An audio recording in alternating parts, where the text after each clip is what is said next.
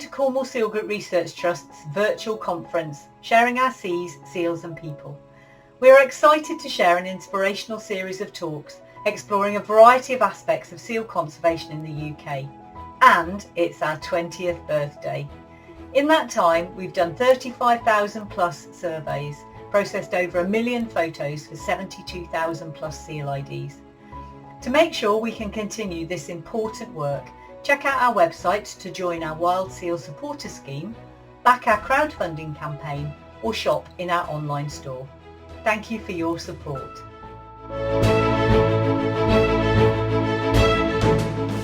Hello, I'm going to talk to you about Looe Island and Seal Survey Pioneers, and I'm going to do it with my colleague Derek.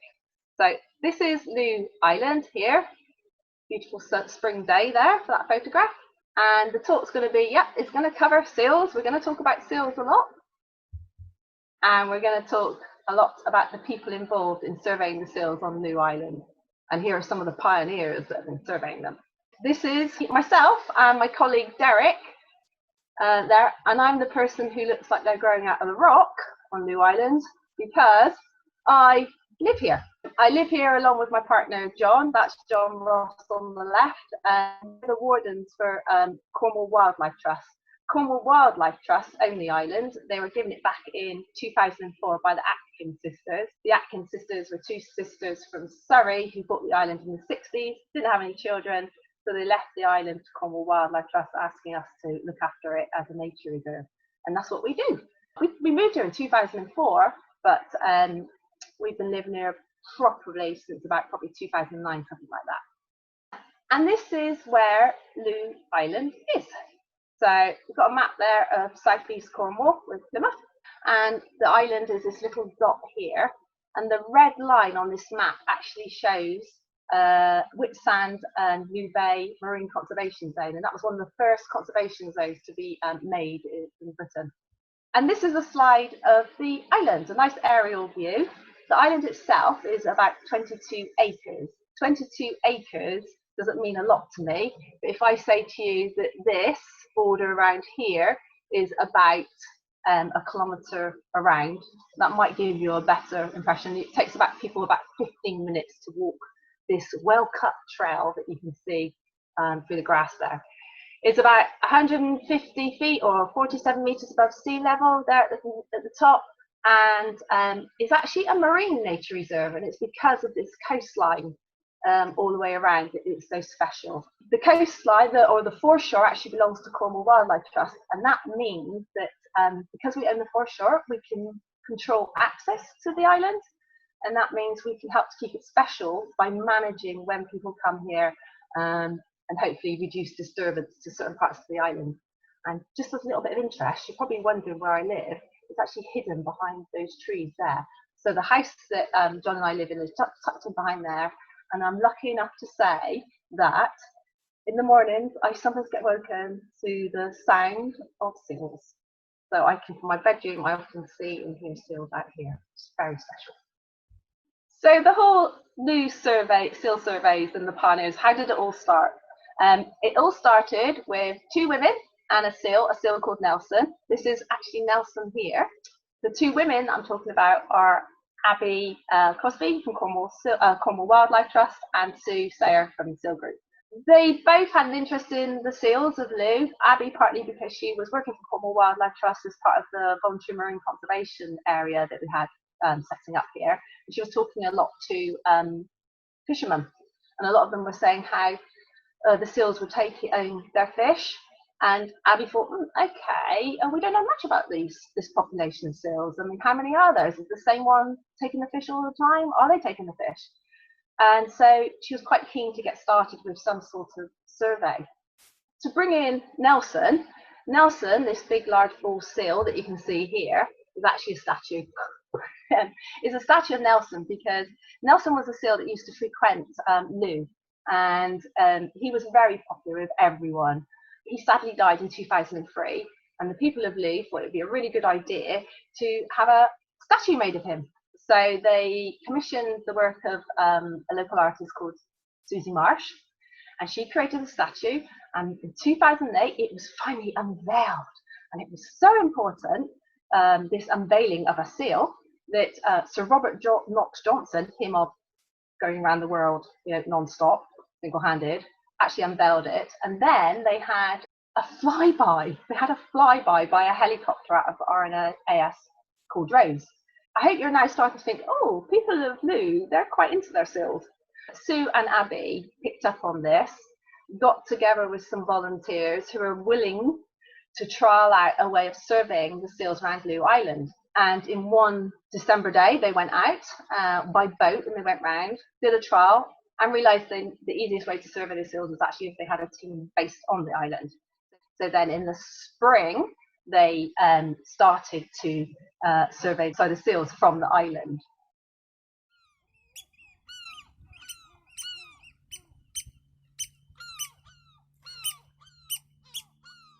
Hi, I'm Derek Spooner. I belong to the Looe Marine Conservation Group and the Cornwall Seal Group, and I have done for many years. I find it hard to believe that I've been involved in the Looe Island monthly seal survey for more than 11 years now. I was on the very first survey, which was by boat. We didn't see a single seal, but it didn't matter. I was hooked. And since then, there have been 100 more surveys, all carried out on the island. And Christine and I have been on perhaps 80 of them. Normally, there are 11 or 12 of us, people brought together by a shared interest in the natural world, especially wildlife, people with a curiosity and desire to learn about seals, and who have got interested in the challenge of identifying individual animals. We spend all day on the island. We always follow the same procedure devised by Soothsayer, a reconnaissance walk, counting birds, looking for seals. Then we do the survey itself, 2.5 hours watching systematically across low tide from regular vantage points, taking photographs. Then we share the results. The photo ID is completed later, and a written report is produced for each survey by a team led by Martin Gregory. Sticking rigorously to the same method each time is important if we want to produce reliable and consistent data. Now, although the survey method has remained constant, there are two things I'd like to say about improvements or changes that have taken place in the identification process. The key to the success of photo ID is clearly the quality of the images that we can get. In the early years of the seal survey, I used to take photos through my telescope, an elaborate and cumbersome procedure called digiscoping. I produced thousands of images, most of them rubbish, interspersed with a few that were usable.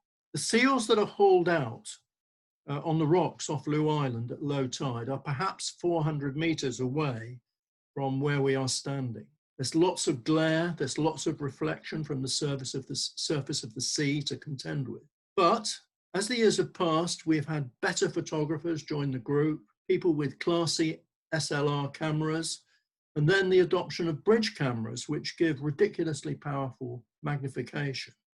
Secondly, the system of identification is now much better organised with the creation of the Looe Seal Hub, designed by Cliff Davis. We are now a more self-sufficient group and the system is well developed.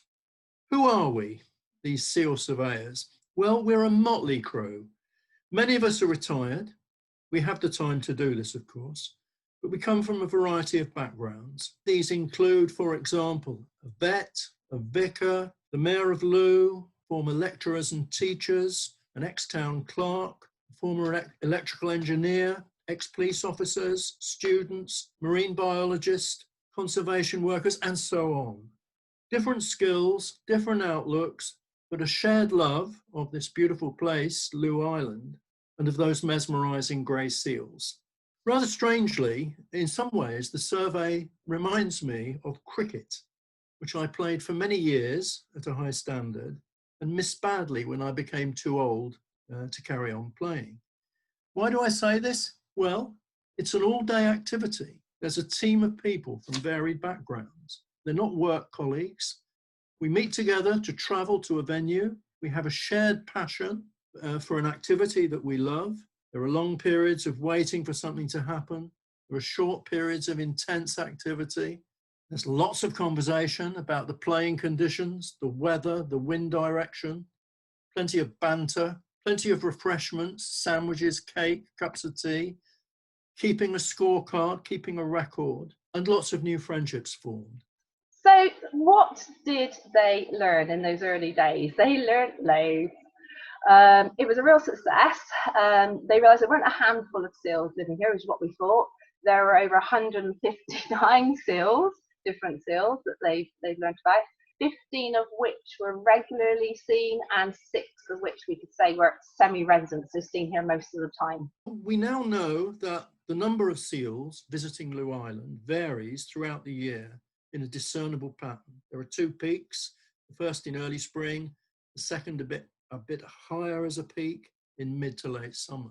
There's a small number of seals which not only return year after year, but appear to be in the vicinity of Looe Island for quite long periods and are with us for much of the year. And these are mainly adult females who arrive early in the year and usually leave in early autumn. They're often pregnant and they will travel somewhere else to have their pup. They use Looe Island as a foraging area and a long summer haul out. Clearly, what we know about the travels of Looe seals is not just about observations in Looe. Sightings by observers in other areas contribute hugely to our understanding. And so the proliferation of local groups of observers in other parts of Cornwall and Devon has had a massive impact on what we know about the travels of our regular seals. The final figure on the slide that I hope you can see in front of you says that there's 125 volunteers involved, which is incredible. These are 125 volunteers who have given their time and effort to find out more about how seals are sharing our seas around Looe Island. And in fact, through all their effort, we've actually managed to achieve 100 seal surveys, which is just incredible for a citizen science project that came out of just a meeting between Abby and Sue and a statue of Nelson. Why I think it's been a success? I think the pioneers have done so well at surveying our seals because obviously there was a need to find out more about the seals at the island. There were lots of people who were pushing it forward, so lots of different individuals. We weren't relying on one person to drive through the project. And I think sharing the pressure of pushing forward the project was good. The people who were coming along to get involved, they didn't have to be experts, so anyone could join in, and then they'd become experts by learning lots about it. So there was that personal achievement, as well as knowing that it was real science that they were doing. And I think we've also tried to share what we've learned, share the celebrations of what we learned, and share how we've developed seal surveys with other people. And of course, we've managed to achieve now the Cornwall Seal Group. We've got lots of seal hubs. And so out of this pioneering work by the Looe Seal Group, we've learned so much more about the seals. But the other key thing is I think it's all friendly. I think it's all really friendly, the groups. And there's lots of cake.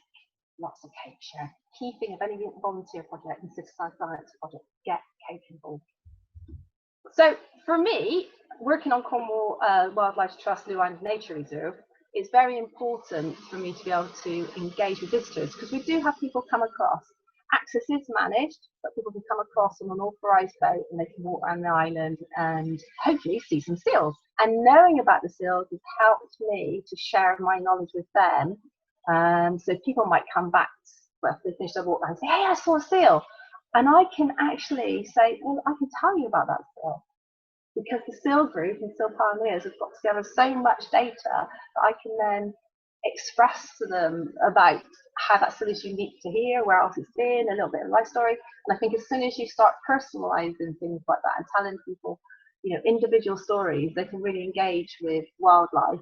And they may then want to go away and find out more and hopefully protect wildlife. And that's really important. But there's one particular seal who's made a real big impact on me. And this is her. This is Duchess. Duchess is gorgeous. She was the first seal that I learned to identify, and it was because she was really easy, because she's blind in one eye. So it was a bit of a clue, a bit like Nelson, actually. And as you'll see from this chart, this is LF3 is her code name, new female preferred seal to be added to the database. This table here, this chart, this tells you about how often she's been seen. And you'll see down in the corner here, she's been seen 625 times. And all those dark purple colours, those are sightings on Looe Island. So she's around quite a lot. She doesn't go very far, does she? These other colours refer to places on the south coast of Cornwall. She's been seen a lot. She was the first one I learned to identify. I think she's actually the only seal who's been seen every month of the year. So you see January, February, every single month of the year she's been seen here on Looe. So that makes her a very frequent seal, which is handy because we give guided walks here. And when we take people on guided walks, we're thinking, please, please, please, please, please let me see a seal. Because the one thing people want to see is a seal. And if it's raining, they don't get to see the butterflies and the birds so much, but hopefully there's a seal. And Duchess will inevitably be asleep, and then at some point, bottling, she'll come up to breathe, and then people get to see a fantastic view of her like this. Claire started this presentation by talking about Nelson, the statue of Nelson. Nelson was a big male seal. There are a small number of males that spend long periods in Looe each year. My current favourite male, Boomerang, you can see, I think, in this photograph. There's another male I have particular affection for that we first saw as a juvenile in the very first year, 2009. I named it What's It because of a prominent white W on the side of its neck, plus the fact that we didn't know if it was male or female. It was quite a small seal. This picture was taken in 2010, and What's It turned up fairly regularly in Looe for 3 years. In 2015, we saw him again. He'd been elsewhere in Cornwall, and I was astonished to find that he had been transformed into a massive male. This picture was taken of him on the Rannies off Looe and surrounded by several smaller seals, females and juveniles. So What's It has a particular place in my affections. Sadly, he's not been seen anywhere, though, in the southwest since 2016. Perhaps he's gone to Ireland or France or the Isles of Scilly. We don't know. Sadly, he might even be dead. I'd just like to end by saying thank you to all the pioneers. You've taught me and other people so much about the seals and how we share our seas with them. So I want to thank a couple of individuals really quickly because this is my opportunity. Derek and Christine, of course, Martin, his daughter Jasmine, Cliff. Oh, Cliff with the Seal Hub and the database. Oh, brilliant. Jasmina for trying to write up all the handwritten notes and put them on spreadsheets. Fiona, Sophie. Oh, just so many people involved in identifying the seals and various different aspects of this project. So thank you very much. I hope that our project help spread the word about how important, how well loved seals are, particularly in Looe, but across the whole of Cornwall, and that more people become interested in seals and hopefully want to look after them. Well, I hope you've enjoyed what I've had to say. I've tried to give a flavour of the Looe seal surveys. I love being a member of the Cornwall Seal Group and of the Looe Marine Conservation Group, and I'm very pleased to be able to take part in this conference, and thank you for listening to me.